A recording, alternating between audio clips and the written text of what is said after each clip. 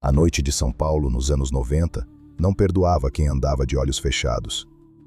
Havia um silêncio peculiar nas periferias esquecidas, um vácuo no ar que fedia a asfalto quente e promessas não cumpridas. Naquela época, enquanto os moleques mais barulhentos faziam questão de exibir seus brinquedos de aço prateado sob a luz dos postes, um garoto de olhar frio preferia as sombras. Ele não precisava gritar para ser ouvido. Ele não rosnava, apenas observava com a paciência de um predador, esperando a distração da presa. Um simples aceno de cabeça no meio de um beco escuro, e no dia seguinte, mais um devedor recebia a passagem de ida para a viagem sem volta. 25 anos depois, o estado inteiro prenderia a respiração só de sussurrar o apelido dele. Se você quer descobrir como esse menino silencioso se transformou no maior e mais temido arquiteto das sombras do submundo brasileiro, já se inscreve no canal Chefões do Submundo e deixa o nome do próximo patrão que você quer ouvir nos comentários. A selva de pedra paulistana nunca foi um lugar para amadores. Na década de 90, o asfalto fervia com a formação da Grande Família, a facção que prometia organizar a bagunça que imperava nas ruas e dentro das celas. O comércio noturno, aquele focado em distribuir pacotinhos de alegria ilusória, crescia numa velocidade absurda. A grana circulava pesada. O problema é que, onde existe muito papel colorido na mesa, os calotes viram moda. A cobrança, antigamente, era feita na base da emoção. Os caras esquentados subiam o morro, chutavam portas, faziam um maior carnaval com seus instrumentos de percussão, estourando tudo e acordando a vizinhança inteira. Era muito barulho para pouco resultado prático. E o pior, essa confusão atraía o olhar daqueles que vestem fardas azuis e andam de viatura. A diretoria precisava urgentemente de alguém que soubesse fechar as contas em aberto, sem chamar a atenção do síndico. Precisavam de um verdadeiro fantasma. Foi exatamente nesse vácuo que Roberto Soriano encontrou seu palco definitivo, apagando todos os holofotes ao seu redor. Nas ruas de terra esburacadas e nos botecos de luz amarela, onde o cheiro de pinga-barata se misturava com o suor do medo, ninguém o chamava pelo nome de batismo. Para os inimigos que logo deixariam de respirar o ar do mundo, ele era apenas o tiriça. Na gíria das calçadas, tiriça é aquela ruindade que impregna, uma energia absurdamente pesada, um mal-estar invisível que gruda no osso. Mas para a Grande Família, esse apelido ganhou uma camada de puro gelo. Tiriça significava simplesmente que o seu tempo expirou. Ele era a notificação de despejo definitiva, o carteiro pálido que só entregava correspondência preta. O que diferenciava drasticamente o tiriça da grande massa da tropa era a sua mente de contador gélido. Ele nunca viu o ato de apagar as luzes como uma vingança pessoal ou demonstração barata de força. Era puramente uma questão de auditoria empresarial. O sujeito não pagou a remessa da mercadoria? Desviou grana do caixa coletivo da facção? Isso não era motivo para um ataque de nervos, gritos ou ameaças pelo rádio. Era apenas um erro numa planilha invisível que precisava ser corrigido imediatamente. A correção era sempre cirúrgica, gélida e irreversível, como um cirurgião extirpando um tumor. Vamos imaginar a cena. Um devedor escondido na zona leste profunda, numa daquelas ruas tortas onde a lei do Estado nunca ousou colocar a viatura. O cara estava completamente paranoico, esperando que 4 homens encapuzados arrombassem a porta de madrugada, fazendo um espetáculo de fogos de artifício com metais de cano longo. Ele dormia com a mão suada no cabo da ferramenta. Mas Tiriça não operava no modo show pirotécnico. Ele preferia muito mais a sutileza macabra. Ele infiltrava alguém na rotina do alvo, ou simplesmente aparecia sentado no banco do carona do carro do sujeito numa manhã de terça-feira chuvosa, sem o menor alarde. Um toque no ombro. Um olhar opaco que congelava a espinha até o pescoço. Poucas palavras ditas num sussurro monótono e assustador. A conta fechou, irmão. Sem rezas, sem choro, sem desculpas. No dia seguinte, A família encomendava as flores e a praça amanhecia impecavelmente limpa. O sujeito havia sido colocado para dormir eterno. Ninguém ouviu absolutamente nada, apenas o vazio. Essa capacidade única de limpar o terreno, sem deixar sequer um rastro de fumaça no ar, chamou a atenção imediata da alta cúpula. Enquanto os soldados rasos queriam ser heróis de filme, postando fotos com cordões de ouro pesados e ferramentas importadas, Tirissa preferia o conforto do anonimato. Ele entendia como ninguém que o verdadeiro poder no submundo não está no peito de quem grita mais alto, mas nas mãos de quem tem o dom absoluto de fazer os outros se calarem para sempre, sem precisar suar a camisa. Ele começou a resolver os quebra-cabeças mais complexos da organização. Se um gerente de operações estivesse causando problemas internos, mas tivesse muita influência local, tirá-lo do caminho à força bruta geraria uma revolta gigantesca no morro. A diretoria simplesmente ligava para o Tirissa. Ele desenhava uma arquitetura de desaparecimento tão perfeitamente orquestrada que, quando o gerente finalmente viajava de uma vez só, a própria comunidade achava que ele apenas fugiu com o dinheiro. Um trabalho limpo, liso e sem vestígios. Foi dessa exata maneira, tijolo por tijolo de silêncio, que Roberto Soriano começou a desenhar os alicerces do braço mais assustador de toda a estrutura da família. Ele transformou a eliminação física sumária em uma ciência exata e absurdamente corporativa.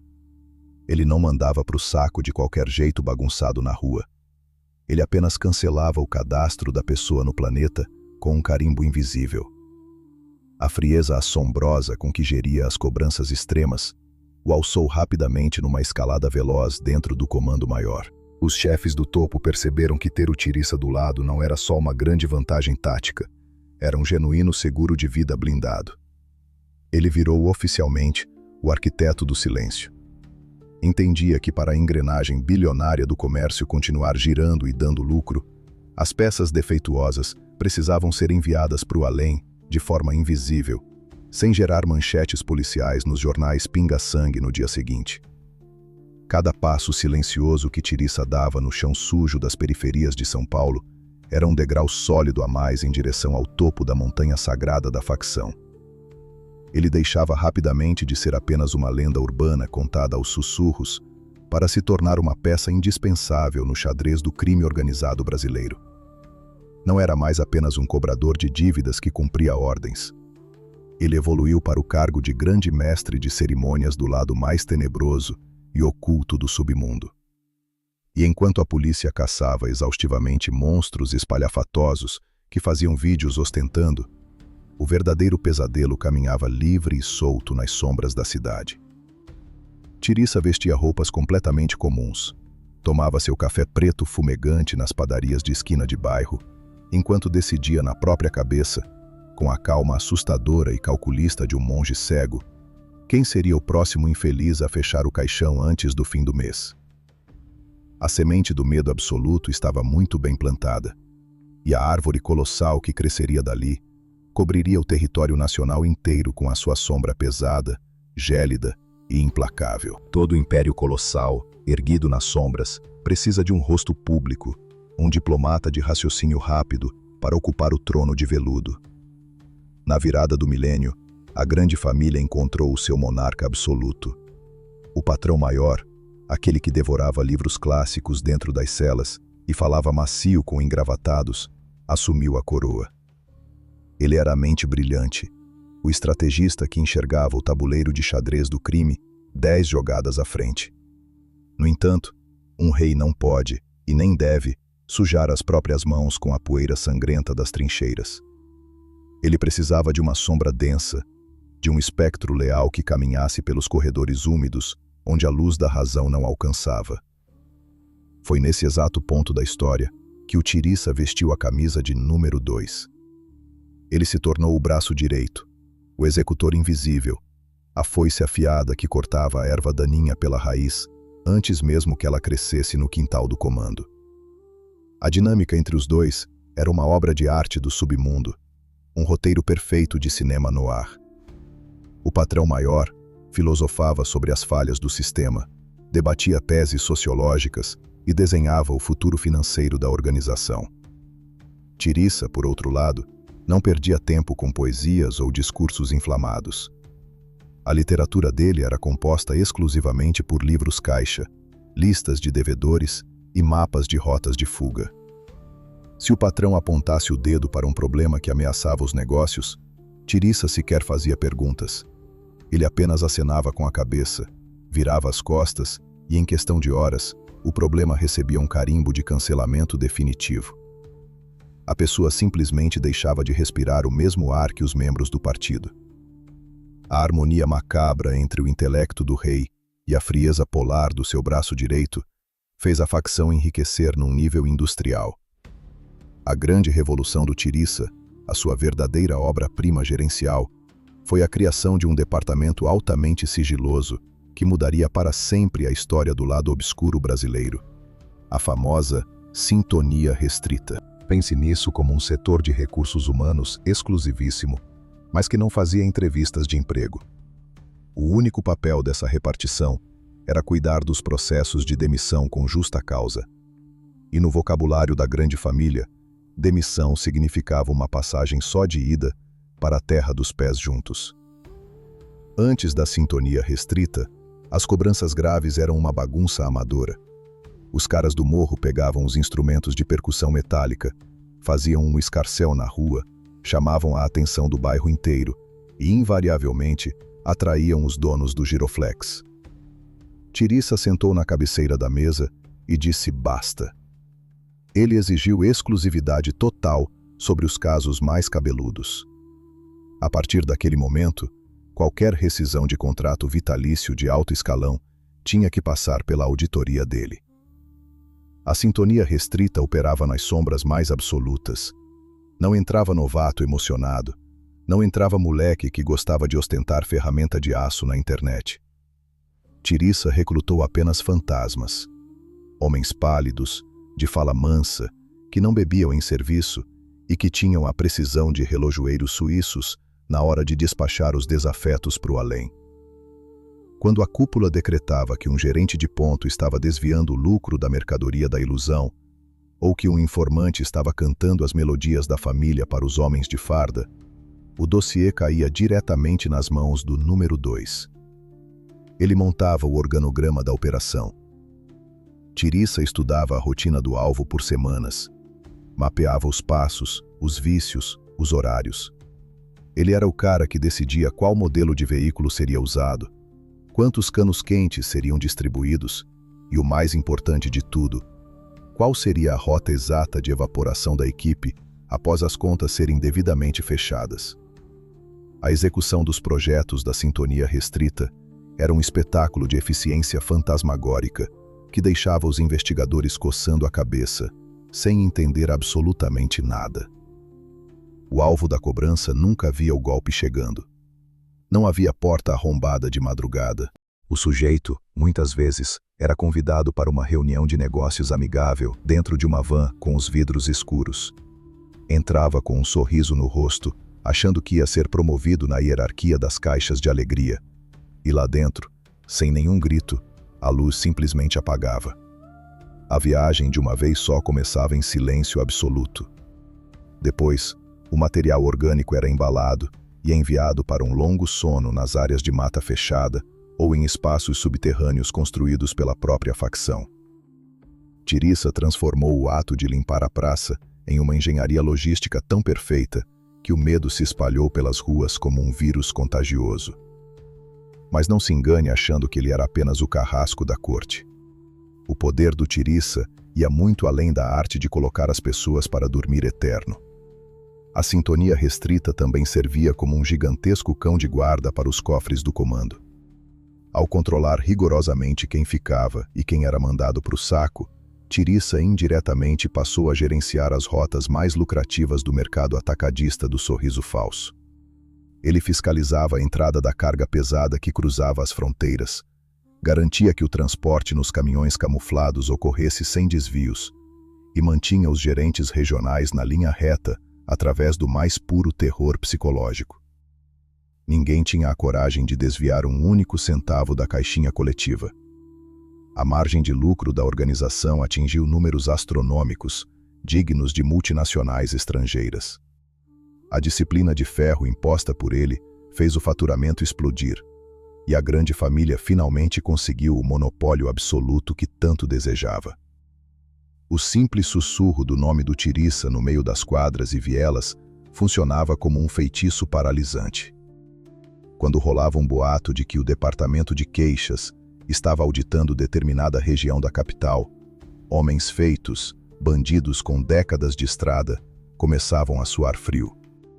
Alguns tentavam arrumar as malas e desaparecer no mapa, mas não existia lugar seguro para se esconder quando o número 2 colocava o seu nome na prancheta maldita. A rede de informantes que ele construiu era tão vasta, com olhos e ouvidos infiltrados em todos os cantos do estado, que tentar fugir da sintonia restrita era como tentar correr de uma avalanche. Mais cedo ou mais tarde, a onda de escuridão te alcançava e a fatura chegava à sua porta. O recado era claro como cristal. Você pode tentar enganar o Estado, você pode subornar a fiscalização, mas você não tem como atrasar o relógio do arquiteto do silêncio. Foi nesse cenário de controle absoluto que o Tiriça cimentou o seu reinado como a segunda entidade mais poderosa do submundo sul-americano. Ele não apenas servia ao rei, ele era a muralha de concreto armado que protegia o trono. O problema de ser uma máquina tão assustadoramente eficiente, de possuir uma engrenagem que nunca falha em despachar almas para outra dimensão, é que o barulho do silêncio, paradoxalmente, começa a ecoar alto demais. As praças extremamente limpas, os caloteiros sumindo misteriosamente sem deixar rastro e a ordem inabalável do crime chamaram a atenção de quem definitivamente não devia. O sistema sentiu o cheiro da organização perfeita. Os homens que vestem fardas cinzas e ostentam caveiras nos brasões começaram a perceber que havia um mestre de xadrez invisível coordenando o sumiço dos peões. O tabuleiro estava montado e as peças estavam em posição de ataque. A máquina de limpar terrenos do Tiriça funcionava perfeitamente na escuridão, mas agora o Estado estava prestes a acender os maiores e mais potentes holofotes da história de São Paulo. A tempestade perfeita estava apenas se formando no horizonte de concreto armado, e o asfalto logo iria derreter de vez. O ano era 2012, e o outono paulistano chegou com um gosto amargo de ferrugem e asfalto derretido. Até aquele momento, a grande família e o sistema mantinham uma espécie de dança macabra, um equilíbrio frágil onde cada um conhecia perfeitamente o seu limite no tabuleiro. O comércio contínuo dos pacotinhos de ilusão fluía sem grandes interrupções pelas vielas. O papel colorido enchia os cofres subterrâneos da organização, e a paz, mesmo que comprada e artificial, reinava nas ruas. Mas o sistema, impulsionado por uma nova diretriz vinda dos gabinetes climatizados de cima, decidiu que era hora de chutar o balde de forma definitiva. Os homens que vestem fardas cinzas e carregam a caveira bordada no peito, a tropa de choque que não costuma fazer perguntas antes de agir, receberam sinal verde para subir o morro e ignorar completamente qualquer protocolo antigo de convivência. Eles não subiram para fechar as lojinhas ou confiscar a mercadoria da alegria. Eles subiram com a missão exclusiva de distribuir passagens só de ida para os gerentes regionais do comando. O acordo não escrito havia sido rasgado ao meio, e a selva de pedra estava prestes a pegar fogo de verdade. Quando as primeiras baixas severas na hierarquia da família começaram a acontecer de forma brutal, com irmãos de longa data sendo despachados para o além sem direito à defesa, sem flagrante e sem julgamento, o clima nas galerias e nas calçadas pesou de uma forma indescritível. A base da organização, com sangue fervendo, exigia uma resposta imediata e ensurdecedora. Os soldados rasos queriam pegar as pesadas ferramentas de aço, encher os pentes alongados e fazer um verdadeiro carnaval de faíscas na porta dos batalhões. Mas o patrão maior, com a sua frieza calculista de sempre, sabia muito bem que o desespero barulhento é o caminho mais rápido e direto para a ruína total. Ele olhou para as sombras da cela, ponderou o peso da coroa e apenas acenou para o seu número 2. Tirissa não precisou de uma reunião longa, de planilhas complexas ou de um discurso motivacional. O arquiteto do silêncio entendeu perfeitamente o recado. A sintonia restrita, que até então operava rigorosamente como um departamento de recursos humanos focado em limpar a praça internamente, iria mudar drasticamente o seu foco de atuação.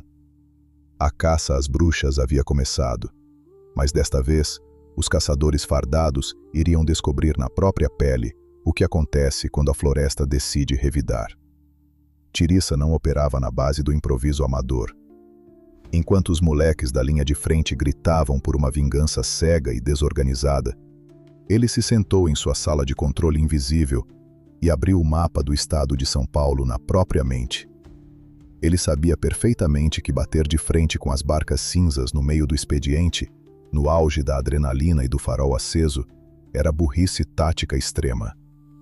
O verdadeiro calcanhar de Aquiles dos donos do Giroflex não estava na rua durante o patrulhamento em comboio, mas sim no exato momento em que a farda pesada era pendurada no cabide de casa. Tirissa ordenou um levantamento meticuloso, uma verdadeira auditoria da vida pessoal daqueles que ousaram desafiar a tranquilidade da família. A rede gigantesca de informantes espalhada pelas padarias, postos de gasolina e portarias de condomínio começou a trabalhar de forma silenciosa e implacável.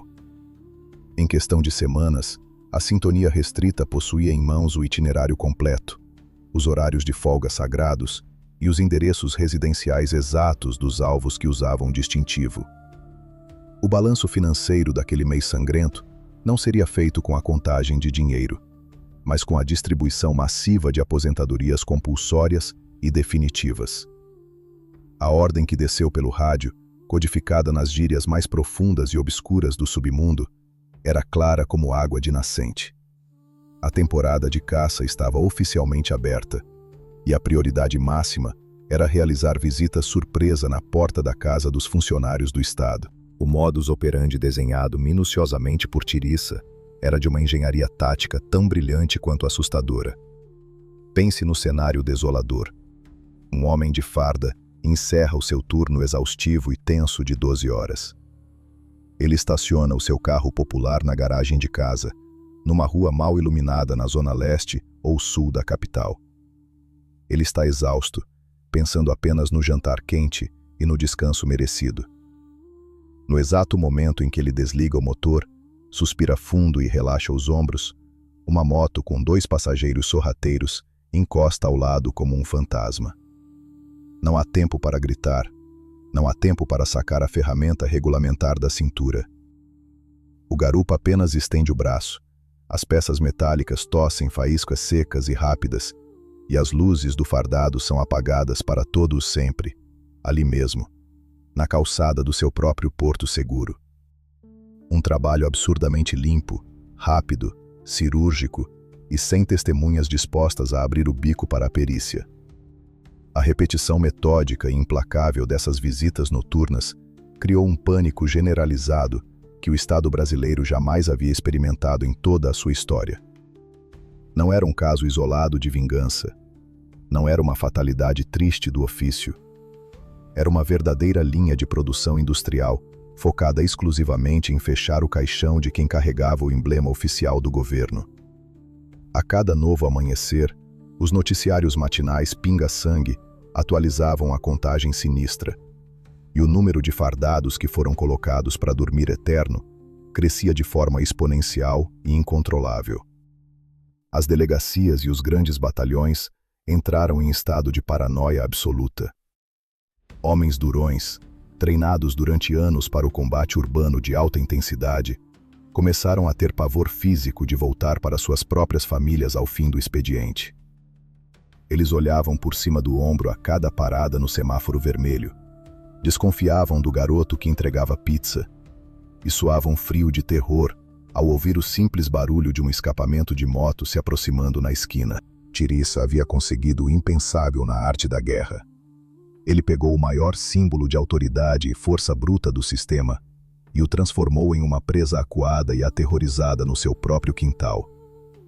A beleza sádica e genial da estratégia do Tiriça residia na total e completa ausência de um rosto para culpar.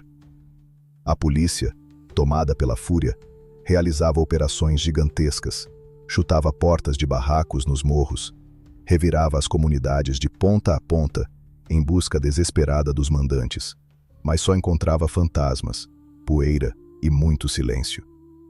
Eles não tinham um alvo claro para mirar as suas ferramentas.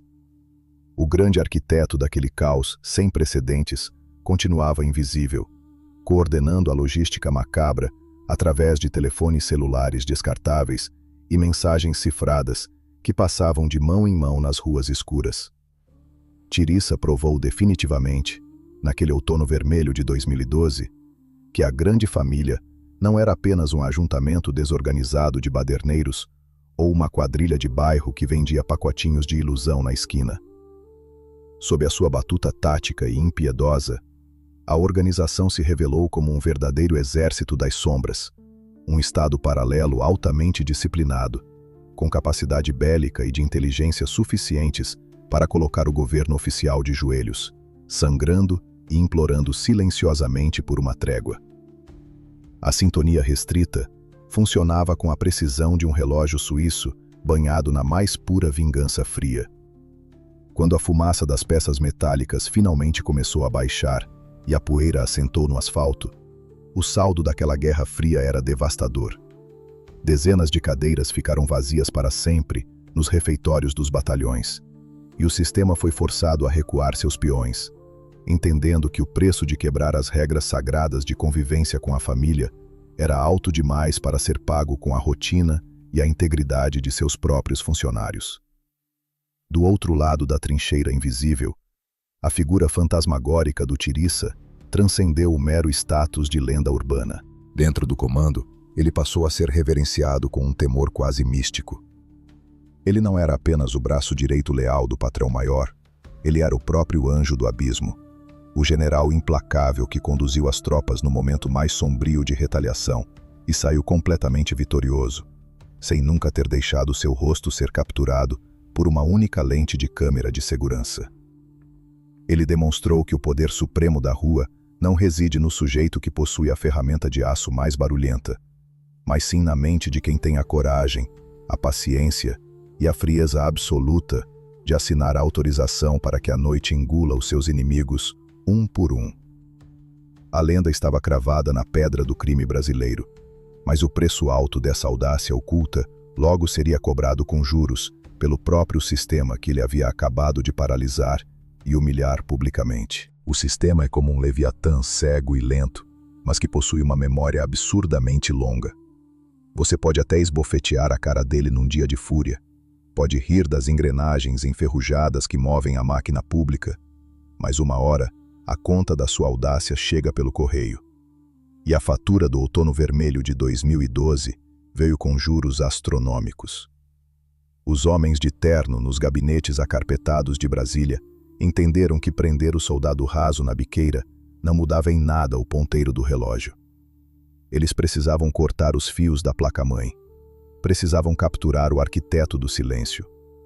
Quando Tiriça finalmente caiu na rede, não houve espetáculo de fogos de artifício com metais longos, nem perseguição cinematográfica pelas marginais de São Paulo. Foi um bote cirúrgico. O Estado, pela primeira vez, usou a inteligência para colocar as mãos na sombra mais perigosa da grande família. O número 2 foi empacotado e despachado para longe, muito longe do asfalto quente da capital paulista. Ele ganhou uma estadia compulsória nos famosos hotéis de concreto pré-moldado de segurança máxima. O CEP da nova moradia mudava entre Catanduvas e Porto Velho, mas a decoração era invariavelmente a mesma: paredes cinzas, portas de aço maciço e um silêncio enlouquecedor. O projeto arquitetônico do regime disciplinar mais duro do país não foi desenhado apenas para trancar o corpo de um homem. Foi uma engenharia sádica milimetricamente calculada para triturar a alma, secar a mente e evaporar qualquer resquício de autoridade. O sujeito passa 22 horas por dia, espremido numa caixa sem janela, olhando para o teto áspero, e tem meras 2 horas de banho de sol num pátio minúsculo, cercado por telas de arame que fatiam o céu azul. Não tem rádio clandestino, não tem visita íntima regada a risadas, não tem a molecada trazendo o recado da rua. O sistema acreditou piamente que, ao jogar o Tiriça num buraco cimentado no meio do nada, a voz fria que mandava limpar os terrenos seria silenciada. Eles achavam que o isolamento funcionaria como um botão de desligar na máquina da sintonia restrita. Mas esqueceram de um detalhe. Você pode trancar a carne de um arquiteto, mas é impossível colocar algemas numa ideia. A mente calculista de Soriano continuava girando na velocidade da luz, desenhando labirintos que o governo não conseguia mapear. A comunicação ininterrupta de dentro daquele cofre precisava de um duto de ventilação seguro, e o número 2 o encontrou da maneira mais corporativa possível. Se os telefones minúsculos não passavam pelos scanners corporais ultramodernos da tranca, a solução era apelar para o canal legalmente intocável pela fiscalização. Os famosos pombos-correio de gravata. Uma legião de profissionais do direito, pagos pontualmente com maletas gordas de papel colorido, começou a fazer visitas semanais aos parlatórios dos presídios. Atrás daquele vidro blindado grosso, onde apenas a voz abafada passa por um interfone chiado, a mágica sinistra acontecia sem deixar rastros. O arquiteto do silêncio nunca falava sobre cobranças pendentes e não encomendava almas de forma escancarada. Ele falava exclusivamente em códigos complexos, usava metáforas inocentes de futebol, ditava falsas listas de compras de supermercado e empregava termos de contabilidade empresarial. Cada frase, dita aparentemente sem sentido, era, na verdade, um salve oficial da cúpula, uma diretriz financeira ou uma sentença implacável de cancelamento de CPF. Os engravatados anotavam tudo em cadernos de capa preta e cruzavam os portões levando a vontade inquebrável do número 2 para as ruas do Brasil inteiro. A verdadeira prova da genialidade macabra do Tiriça não foi apenas manter o departamento de demissões funcionando através das grades.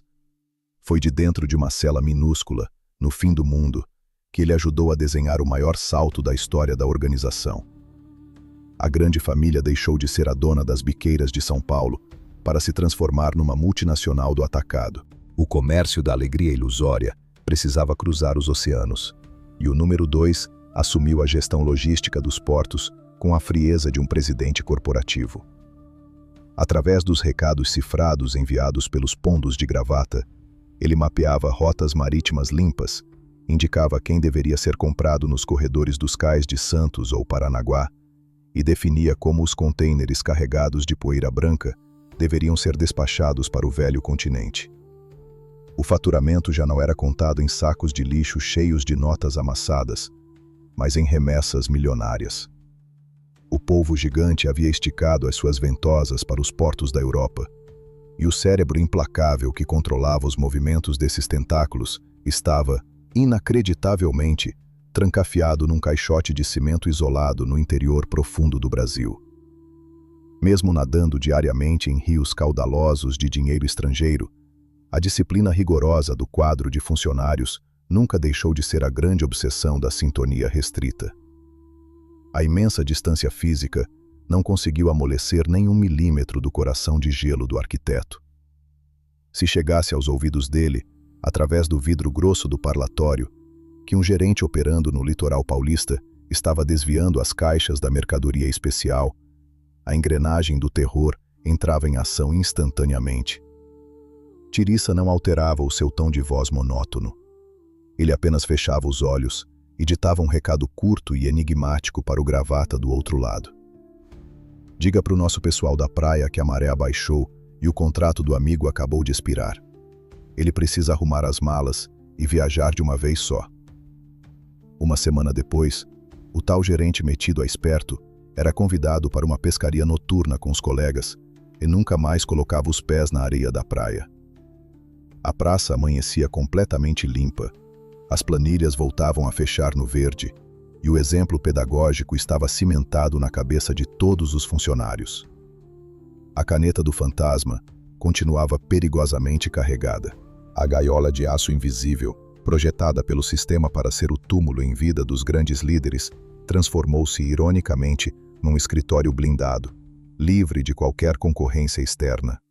Longe das ruas fervilhantes, Tirissa não corria o menor risco de tomar uma invertida de uma facção rival ou de cruzar com uma barca cinza com faróis apagados na madrugada. Ele estava completamente protegido pelas próprias paredes opressoras do Estado, usando os recursos quase infinitos da grande família para dobrar e distorcer as regras rígidas do confinamento. Ele esfregou na cara das autoridades que as trancas de ferro pesadas só funcionam de verdade contra aqueles que não possuem a imaginação afiada e a carteira suficientemente recheada para comprar a chave invisível. No entanto, a arrogância silenciosa que brota do poder absoluto costuma deixar até os reis cegos para as beiradas do próprio tabuleiro. O número 2, embriagado pela sensação de intocabilidade divina, estava prestes a assinar a ordem de serviço mais chocante e inconsequente de toda a sua história nas sombras. Uma ordem direta que envolveria profissionais de jaleco branco, atrairia a fúria descomunal dos deuses de Brasília para o seu quintal e começaria a rachar as fundações de concreto da sua irmandade sagrada com um patrão maior. O chão ia tremer. O ar dentro dos cofres federais é pesado, artificial, reciclado por dutos de ventilação que parecem sussurrar ameaças o tempo inteiro. O sistema sempre vendeu a ilusão de que as suas fortalezas de segurança máxima eram redomas de vidro intransponíveis. Os funcionários do Estado, aqueles que carregavam os molhos de chaves pesados e caminhavam com o peito estufado pelos corredores cinzentos, sentiam-se deuses blindados. Eles acreditavam que ao trancar o cadeado da cela às 6 da tarde, o perigo ficava enjaulado do lado de dentro daquela muralha fria. Mas a arrogância costuma cegar até os homens mais treinados. Eles esqueceram que o povo da grande família possuía tentáculos compridos demais, capazes de escorregar por debaixo das portas de aço maciço e alcançar o mundo de pedra aqui fora. E o número 2, o arquiteto das sombras, estava prestes a assinar a autorização para uma das operações mais audaciosas, geladas e chocantes de toda a sua longa trajetória no submundo.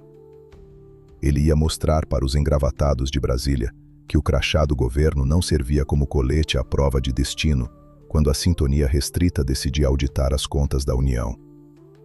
O isolamento contínuo nas trancas duras foi desenhado meticulosamente para enlouquecer o hóspede. A pressão psicológica não vinha apenas da privação de luz solar ou da comida sem gosto jogada pela portinhola. Vinha de uma máquina burocrática fria, formada por psicólogos, assistentes sociais e diretores que avaliavam cada respiração dos cabeças do comando. Esses profissionais de jaleco branco eram os verdadeiros donos do relógio lá dentro. Eles redigiam os laudos comportamentais que podiam esticar a estadia no inferno ou afrouxar as correntes invisíveis. Tirissa detestava profundamente essa humilhação silenciosa. Ele, que do lado de fora era o senhor absoluto do destino de milhares de almas, lá dentro era tratado como um rato de laboratório, sendo analisado por pessoas que sequer entendiam a linguagem áspera das ruas. O ódio gélido começou a fermentar no peito do arquiteto. Ele precisava mandar um recado ensurdecedor, um salve monumental que fizesse as pernas de todo o sistema penitenciário nacional tremerem de pavor e insônia. O alvo escolhido a dedo pela prancheta impiedosa da sintonia restrita não foi um carcereiro linha dura que batia nas grades ou um diretor arrogante de plantão. Tirissa mirou onde o sistema sentia mais orgulho e vulnerabilidade, na engrenagem psicológica do controle. A escolhida foi uma mulher. A funcionária do divã, aquela profissional de fala mansa e jaleco impecável que trabalhava na unidade de segurança máxima de Catanduvas, analisando a mente e os limites dos piores inquilinos do país. Ela não carregava ferramentas de aço na cintura, não participava de extrações violentas de cela no meio da madrugada. Mas ela representava a engrenagem do Estado, que o número 2 jurou paralisar. Na visão polar do Tirissa, ela era uma peça do tabuleiro que precisava ser removida rapidamente para que o governo entendesse a mensagem com clareza cristalina. Ninguém, absolutamente ninguém, está fora do alcance da caneta do comando. A ordem precisava ser pedagógica e exemplar. A conta da moça do jaleco branco precisava ser fechada de forma definitiva no asfalto quente. A logística do cancelamento foi desenhada com a mesma meticulosidade corporativa de sempre. Através do grosso vidro do parlatório, usando as metáforas empresariais que os pombos-correio de gravata registravam disfarçadamente nos cadernos pretos, Tirissa emitiu o comunicado oficial. Ele não levantou o tom de voz. Não alterou sequer um músculo da expressão facial serena. Apenas ditou que o contrato da doutora da mente em Cascavel precisava ser rescindido com extrema urgência e que ela estava precisando tirar umas férias permanentes num lugar bem silencioso. Os engravatados engoliram seco o peso daquelas palavras, cruzaram os pesados portões da prisão de segurança máxima e levaram o decreto sombrio para as ruas. A partir daquele exato segundo, a máquina de demissões da sintonia restrita foi ativada na sua potência máxima. Os fantasmas operacionais do comando foram despachados para o sul do país. Eles não pouparam papel colorido para alugar os veículos camuflados, rastrear a rotina exata da funcionária federal e preparar as pesadas ferramentas de cano longo necessárias para realizar o serviço sujo e sem volta. Maio de 2017. O outono na cidade de Cascavel, no Paraná, trazia aquele vento cortante que anuncia o fim da tarde e o começo das sombras. A funcionária do divã encerrou mais um expediente mentalmente exaustivo dentro da redoma de concreto do estado, entrou no seu carro popular e dirigiu tranquilamente até a sua residência, acreditando estar totalmente protegida pelo manto invisível do governo federal.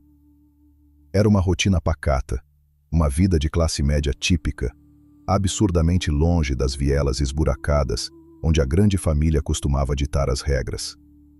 Mas a sintonia restrita não respeita C, E, P de bairro nobre.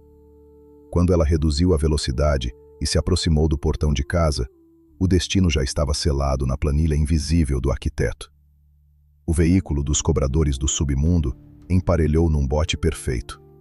Não houve qualquer tempo para negociação de crise. Não houve buzina ou aviso prévio.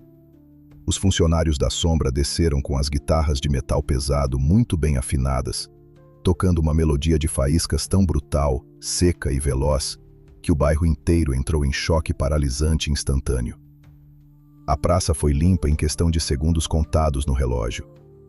A profissional do sistema viajou de uma vez só, sem sequer entender de onde veio a tempestade de chumbo quente que encerrou a sua jornada na terra.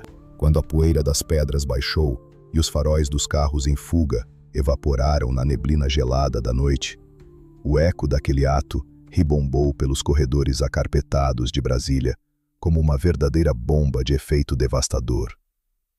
O sistema entrou em colapso completo, tropeçando nas próprias pernas de desespero. A mensagem do Tirissa foi entregue com um laço vermelho de puro pavor institucional. O governo federal percebeu, da pior forma e com um gosto amargo na boca, que os seus funcionários de confiança, mesmo aqueles que trabalhavam protegidos no coração da inteligência prisional, eram presas extremamente fáceis no tabuleiro de xadrez do crime organizado. Os corredores iluminados das trancas duras, antes dominados pela empáfia fardada, foram engolidos por um silêncio aterrorizante e denso. Agentes federais começaram a esconder os crachás quando iam à padaria, olhavam paranoicamente por baixo dos carros antes de dar a partida e suavam frio a cada farol vermelho no caminho de volta para casa. O Estado sangrou em praça pública, exposto, vulnerável e humilhado por um homem trancafiado numa caixa de concreto no meio do nada. A audácia absurda de mandar a doutora do divã para a terra dos pés juntos provou definitivamente que o braço longo do polvo era virtualmente infinito. A retaliação furiosa do Estado, no entanto, veio com o peso gravitacional de uma bigorna de chumbo maciço. A máquina pública girou todas as engrenagens burocráticas e coercitivas possíveis para esmagar a estrutura do número 2. Tirissa foi atirado sem cerimônia no fundo do poço mais escuro do sistema disciplinar rigoroso. Um buraco negro cimentado, onde até o eco da própria respiração é confiscado pelos guardas. Eles cortaram radicalmente todas as visitas amigáveis, baniram os pombos de gravata sob suspeita e selaram a tampa do caixão de concreto com lajes triplas de isolamento total. Ele estava fisicamente amputado, surdo e mudo do seu vasto império criminoso. Mas no mundo das calçadas sujas e das galerias abafadas espalhadas por todo o território nacional, o efeito prático foi exatamente o oposto do que o sistema desejava com aquela punição severa. Roberto Soriano deixou de ser visto apenas como um gestor eficiente e letal para se converter quase numa divindade intocável do submundo brasileiro. A lenda incontestável do cara que teve o peito de mandar a conta astronômica para uma funcionária federal de segurança máxima elevou o seu status moral a níveis absolutamente estratosféricos. Para a massa carcerária que respirava o ódio contra as regras, ele era o grande general supremo que não se curvava, nem diante da fúria concentrada dos deuses engravatados de Brasília. Contudo, essa glória colossal e macabra trouxe a tiracolo um efeito colateral gravemente envenenado. O brilho excessivo de uma estrela em ascensão costuma incomodar bastante quem já senta no trono principal. E o patrão maior começou a observar o crescimento meteórico da sombra do seu fiel escudeiro com um olhar absurdamente pesado, calculista e cravado de desconfiança aguda. A semente espinhosa da rachadura estrutural mais destrutiva da história da família acabava de ser adubada com paranoia puríssima, e o relógio do apocalipse interno começou a tiquetaquear. O topo da montanha é um lugar absurdamente solitário e sem oxigênio. Quando você passa décadas construindo um império colossal nas sombras, cimentando cada tijolo do alicerce com o silêncio permanente dos seus inimigos, a paranoia inevitavelmente vira a sua única companheira de cela.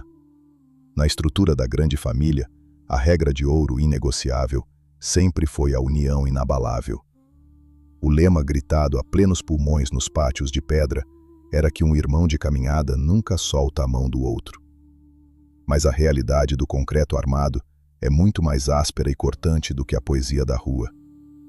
O isolamento extremo nos hotéis federais de segurança máxima começou a cobrar o seu pedágio psicológico com juros diários.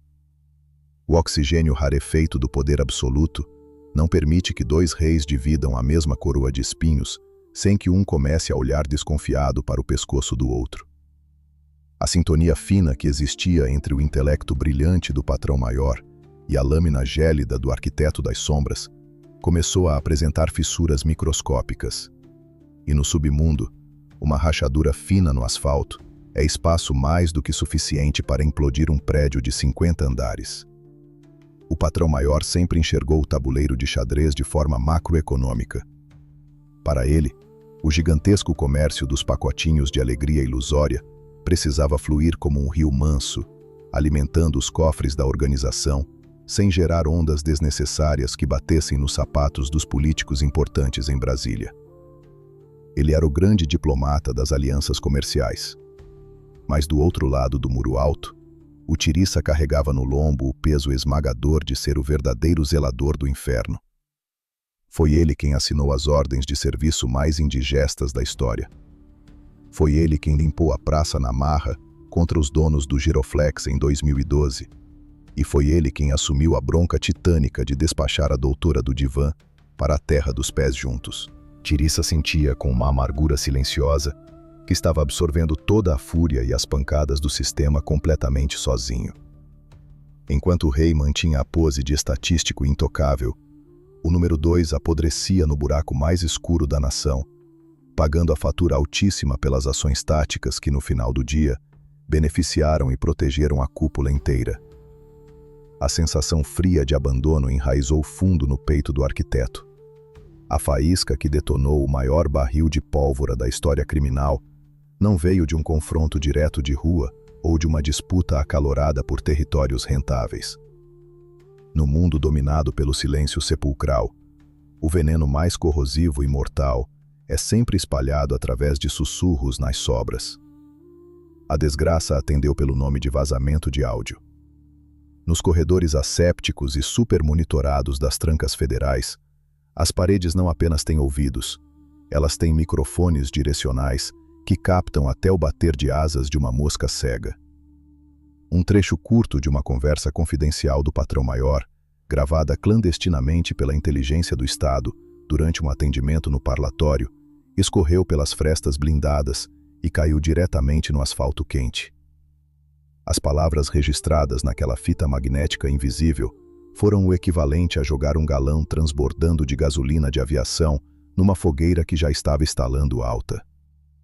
O conteúdo daquele murmúrio ecoou pelas galerias úmidas do país inteiro, como um trovão anunciando o apocalipse do crime.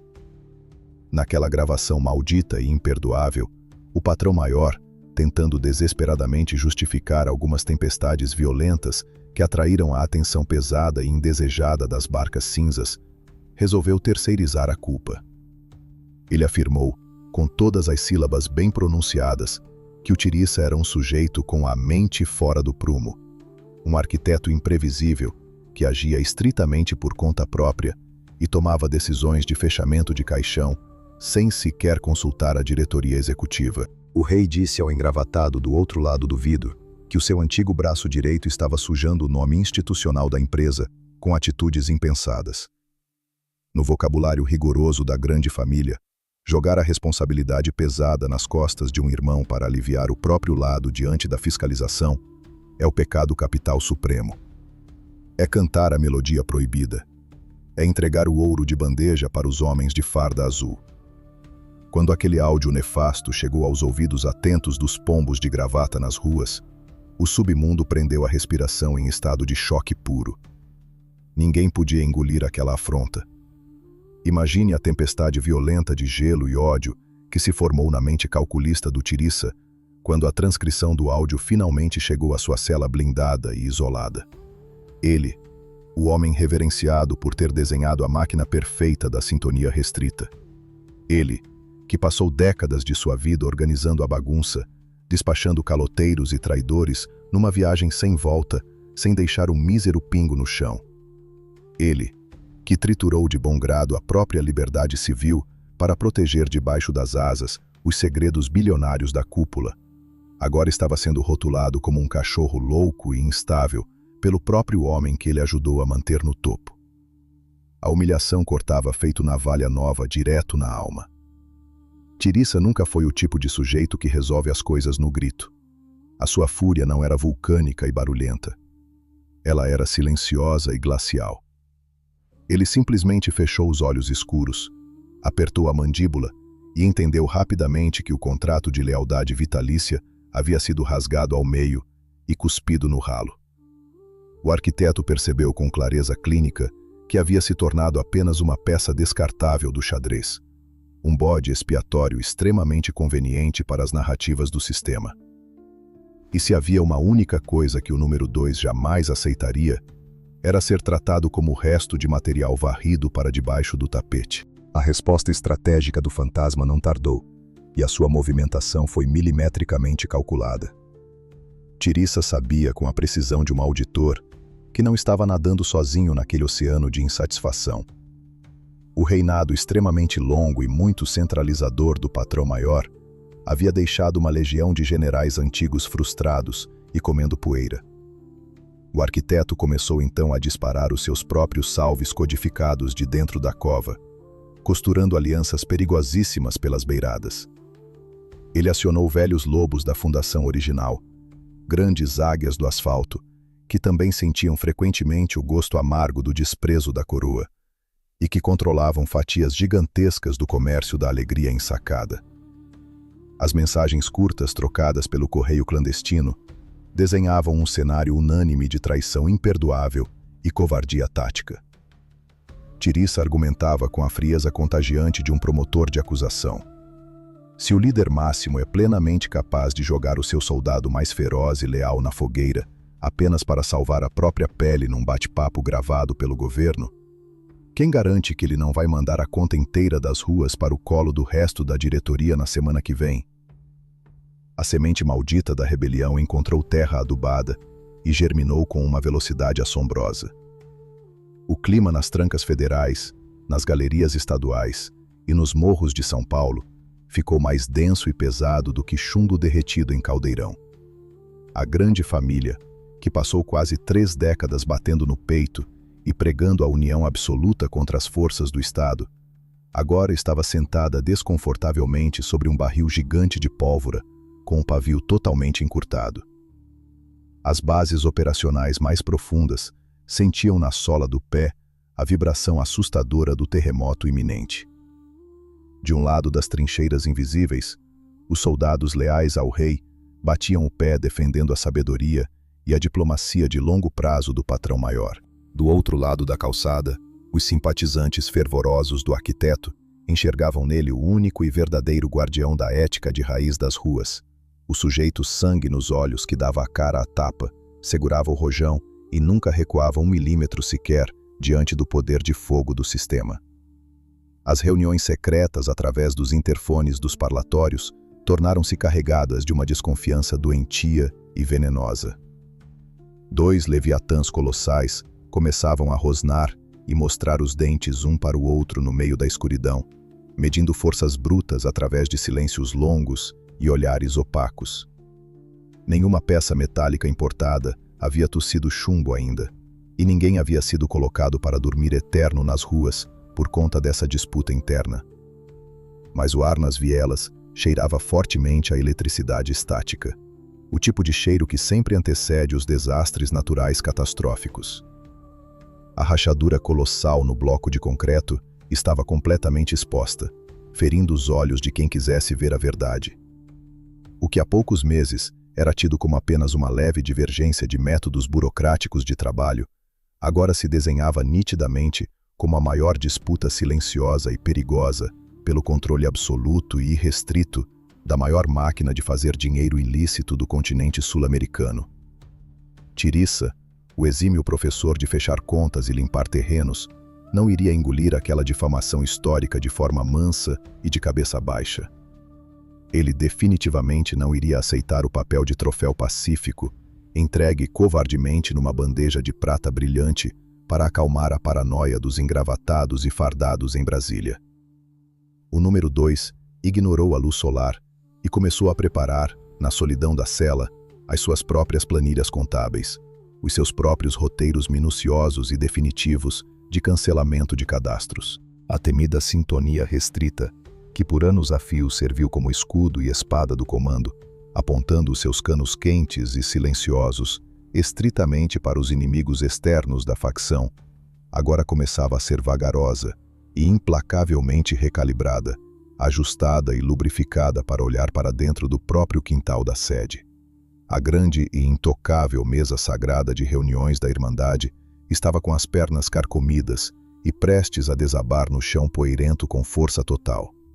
O tribunal mais frio, calculista e implacável do país inteiro estava armando o seu gigantesco palco de horrores para o show final que mudaria as regras do asfalto para sempre. O relógio do submundo não marca horas. Ele marca a paciência esgotada dos gigantes. Quando o tabuleiro do asfalto atinge um impasse, onde 2 reis tentam ocupar a mesma casa, a única saída prevista no Estatuto das Sombras é a convocação do Tribunal Invisível. Não há juízes de peruca ou direito a recurso. A mesa redonda da grande família se reuniu através de sussurros nos tubos de ventilação, bilhetes minúsculos engolidos e repassados, e olhares pesados trocados nas rápidas caminhadas pelo pátio de sol.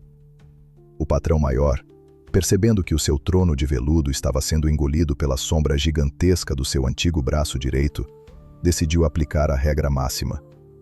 O rei bateu o martelo de forma irrevogável. A sentença que saiu da boca dele não deixava espaço para negociações amigáveis. O arquiteto do silêncio havia se tornado uma peça solta, uma engrenagem barulhenta demais que ameaçava o funcionamento da multinacional do comércio da alegria. A decisão final desceu pelos canais clandestinos, com um peso gravitacional esmagador. Tirissa precisava ser convidado a pegar o último trem subterrâneo. O contrato vitalício dele com o comando estava oficialmente rasgado, e a sua respiração precisava ser interrompida. O famoso salve oficial, aquele comunicado temido que decreta o cancelamento de um CPF sem aviso prévio, espalhou-se pelo sistema carcerário nacional, e pelas biqueiras paulistas com a velocidade de um rastilho de pólvora. A ordem expressa do patrão-maior era de uma clareza cortante. Qualquer afiliado, simpatizante ou soldado raso que cruzasse o caminho do número 2 ou de seus aliados tinha a obrigação moral de apagar as luzes deles. O rei estava pedindo a cabeça do seu general leal numa bandeja de prata. Era uma demissão por justa causa, carimbada com a urgência de quem sabe que o inimigo tem as chaves do inferno. O mundo marginal prendeu a respiração. A expectativa geral era que o Tiriça, isolado numa caixa de concreto a milhares de quilômetros da sua base, aceitasse o destino trágico de cabeça baixa e esperasse a visita do cobrador noturno em silêncio. Afinal, ninguém nas calçadas sujas havia sobrevivido a um decreto de cancelamento assinado diretamente pelo dono da caneta dourada. A praça seria limpa e a rotina do atacado voltaria ao normal. Essa era a ilusão burocrática da coroa. Mas o sistema sempre esquece que o Tiriça não é um peão comum. Ele é o próprio desenhista do abismo. Quando o recado do seu banimento definitivo atravessou o vidro grosso do parlatório e chegou aos seus ouvidos frios, o arquiteto não demonstrou uma única gota de suor e não implorou por clemência. Testemunhas invisíveis garantem que um leve sorriso gélido, carregado de um cinismo assustador, rasgou o rosto daquele homem impenetrável. Ele se recusou categoricamente a abaixar a cabeça para a guilhotina invisível. Na visão cristalina do número 2, o rei havia se tornado um burocrata covarde, um engravatado de alma frouxa que preferia cantar as melodias da família para os homens de farda azul só para garantir o conforto da própria cela. Tiriça emitiu a sua resposta com uma arrogância tática que fez o chão dos presídios estaduais tremer. Declarou através de seus pombos de gravata que a coroa estava enferrujada e que o verdadeiro estatuto da Irmandade havia sido rasgado pelo próprio líder. Avisou que, se quisessem mandá-lo para a viagem sem volta, teriam que suar sangue puro. Ele não seria empacotado silenciosamente. Um grito de rebeldia proferido por um homem isolado é apenas loucura. Mas quando o homem que grita é o cara que passou décadas organizando a máquina de demissões da empresa, o grito vira um chamado de guerra irresistível. Tiriça não estava blefando sobre as suas forças ocultas. O ressentimento contra o patrão-maior já fervia como um vulcão nas veias de outros gigantes das antigas. Lobos grisalhos da fundação, lendas pesadas do asfalto que controlavam as rotas lucrativas do litoral. Feras conhecidas nas gírias por apelidos zoológicos e sobrenomes de guerra. Ouviram o chamado do arquiteto e decidiram virar a mesa. Eles também estavam cansados de serem tratados como peças descartáveis na planilha de um rei distante. O número 2 uniu essas peças gigantescas e fundou uma trincheira paralela, um movimento radical batizado nas ruas de o Partido Puro. Era um resgate das raízes violentas, a promessa de devolver o comando para as mãos de quem conhecia o cheiro da poeira e não tinha medo de fazer as guitarras metálicas cuspirem fogo. A oposição estava armada. Aquele momento histórico marcou o instante exato em que uma irmandade de 30 anos, forjada no calor das rebeliões e nas noites geladas de fuga, foi estilhaçada em pedaços cortantes. Não era mais uma simples divergência administrativa sobre os rumos do comércio da ilusão. A ruptura alcançou o nível mais profundo do ódio humano. Dois gigantes que dividiram o mesmo pão nas masmorras do Estado, que planejaram juntos a expansão interestadual do monopólio, agora se olhavam com a frieza absoluta de predadores enjaulados na mesma arena. O patrão-maior enxergava o Tiriça como um tumor incontrolável que precisava ser extirpado para salvar a facção. Tiriça enxergava o rei como um traidor amolecido, um delator de colarinho branco que havia vendido a alma do partido para manter a ilusão de poder. O afeto virou gelo seco. A lealdade virou um alvo pintado no peito de cada gerente de biqueira, de cada motorista de transporte de cargas e de cada sintonia de rua pelo Brasil afora. O racha era totalmente irreversível. Com as linhas de batalha desenhadas a giz no asfalto e as bandeiras separadas, o arquiteto começou a fazer o que sabia de melhor: organizar a logística do pesadelo. Tirissa pegou a própria engrenagem perfeita que havia criado, as táticas cirúrgicas da sintonia restrita, a rede de inteligência invisível, o método de auditar devedores, e apontou os canhões silenciosos diretamente para a casa dos criadores. Ele passou a usar as ferramentas da família contra a própria família.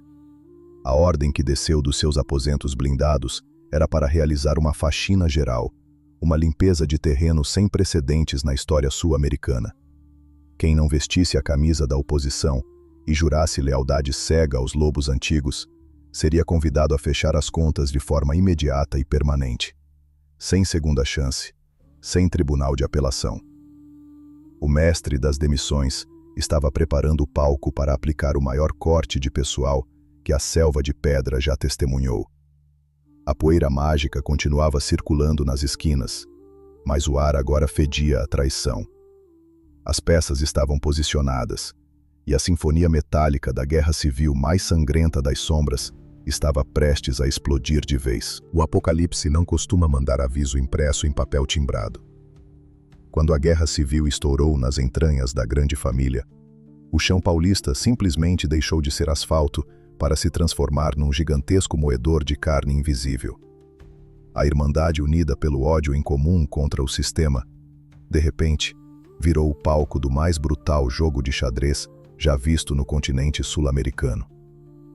O racha entre os leais ao patrão maior e a nova legião comandada pelo arquiteto não respeitou as grossas paredes das prisões federais, muito menos as fronteiras das comunidades periféricas.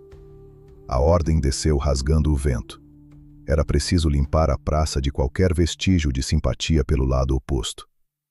E foi exatamente nesse cenário de caos absoluto que as ruas começaram a presenciar uma epidemia assustadora de pessoas saudáveis decidindo dormir cedo demais, fechando os olhos numa viagem sem volta para a terra dos pés juntos. Não existia mais o conceito de porto seguro. O terror virou o prato principal servido frio no café da manhã de cada gerente do submundo.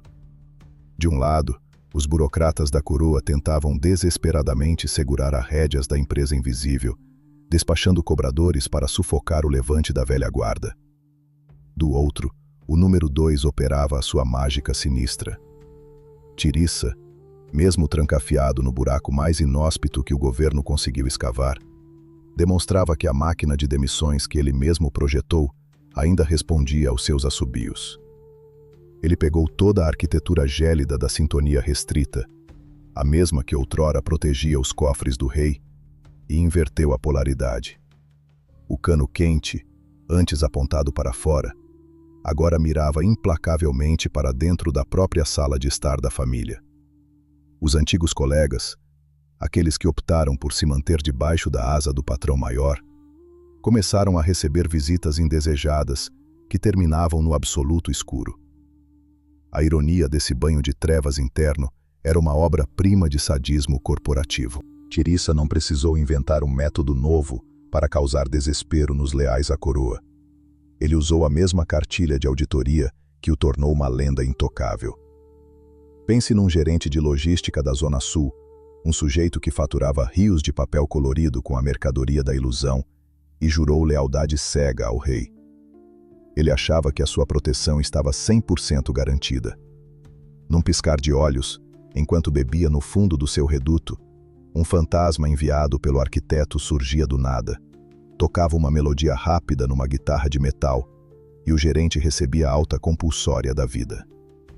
As praças eram limpas com a mesma eficiência clínica de sempre, mas o alvo agora carregava o mesmo brasão no peito. O mestre estava dando uma aula magna e final de como fechar as contas de quem um dia ousou duvidar do seu peso na balança do crime.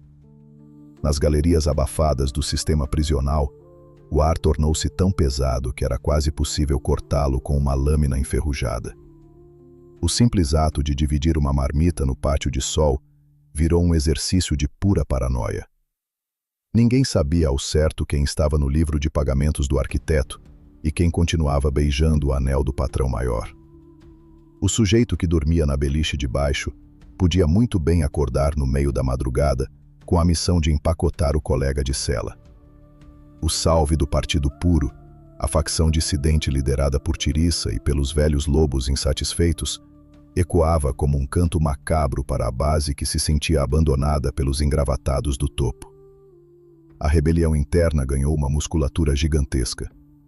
Em cada canto de muro chapiscado e em cada beco estreito, as ferramentas longas trocavam faíscas invisíveis, e a taxa de cancelamentos de CPF bateu recordes absolutos que a segurança pública não conseguia contabilizar.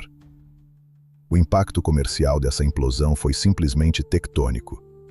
A roda gigante que distribuía a poeira mágica e os pacotes de alegria ilusória pelas vielas e portos do país começou a engasgar severamente. Rotas internacionais milionárias foram suspensas, porque o sujeito responsável por assinar o manifesto logístico havia sido mandado para o saco na noite anterior. O caos financeiro instalou-se na sede da multinacional fantasma. Mas para Roberto Soriano, o lucro já não era a métrica principal do sucesso. Aquela guerra nas sombras era pura questão de honra marginal, um resgate bruto do respeito que foi jogado na lama através daquele vazamento imperdoável de áudio.